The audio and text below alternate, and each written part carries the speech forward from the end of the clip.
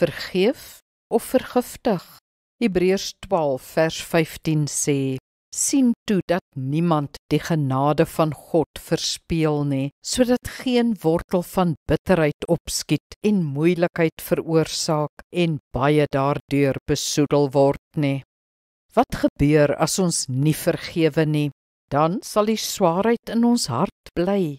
Dit neem natuurlik tyd om te vergewe en soms moet ons net geduldig wees. Aan die ander kant is vergifnis dikwels nodig vir genesing en moet ons eerder vroeër as later vergifnis uitspreek, al kom die bevryding eers agterna.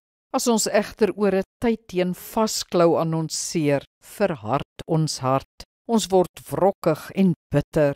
Waar hartseer 'n emosie is, word bitterheid deel van jou menswees. Dit neem jou denke, woorde en dade oor, jou hele lewe. Dit vergiftig jou siel.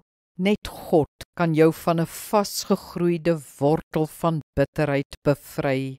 Bitterheid het dikwels nie met die graad van die oortreding te doen nie, maar met 'n persoon wat liggeraak, onseker of agterdogtig is.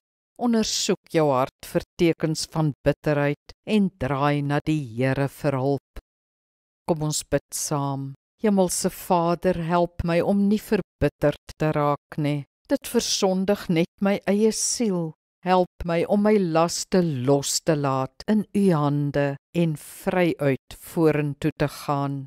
U sal wel vir geregtigheid sorg. Amen. Die Here seën jou.